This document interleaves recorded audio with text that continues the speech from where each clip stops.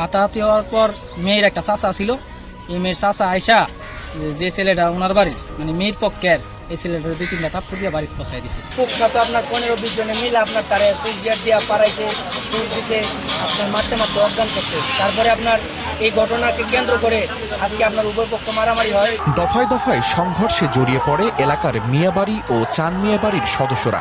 গত 2 দিন ধরে একই চিত্র বিরাজ করছে ভৈরব উপজেলার কালিকা প্রাসাদ ইউনিয়নে। দুদিন পরে পরে ওই পল্লারি লই আয় পরে আপনার গত 2 মাস আগে আমাদের এক পার্শ্ববর্তী বংশ এই লোকের একজন তো যাইতেছে, পরে এই লোকের মনে করেন মায়েরা ইচ্ছে মতনে মাথা মতো ফাটাই লাগছে, একটা ছেলে পড়া ফিরাই দিছি।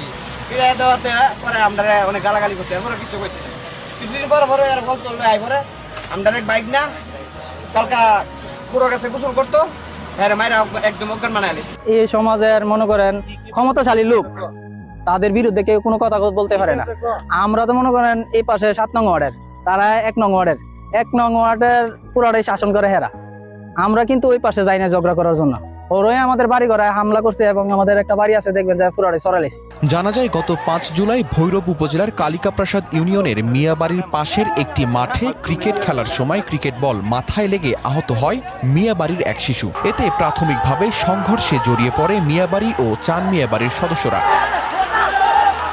পরে এলাকার ইউপি চেয়ারম্যান বিষয়টি মীমাংসা করলেও গত 6 জুলাই আবারও চান মিয়াবাড়ির শিশু ও বৃদ্ধকে মারধর করে মিয়াবাড়ির লোকজন। এতে ফের নতুন করে এলাকায় সৃষ্টি হয় উত্তেজনার।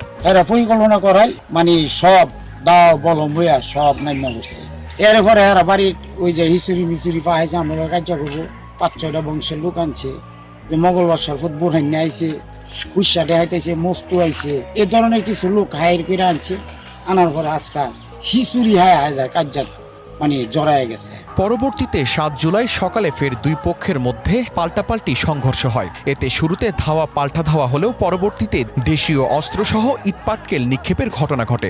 এরপর পুলিশ ঘটনাস্থলে পৌঁছে পরিস্থিতি নিয়ন্ত্রণে আনে। কিছু অতি উৎসাহিত মানুষ হয়তো কেউ ইন্ধন দিয়ে তারা আজকে আবার সকালবেলা এই 2 গ্রুপের মধ্যে তারা টেটা বল্লম নিয়ে মারমুখী পরিবেশ সৃষ্টি করে। আমরা পুলিশের সংবাদের ভিত্তিতে তাৎক্ষণিক ঘটনাস্থলে আসি এবং পরিস্থিতি নিয়ন্ত্রণে নিয়ে আসি।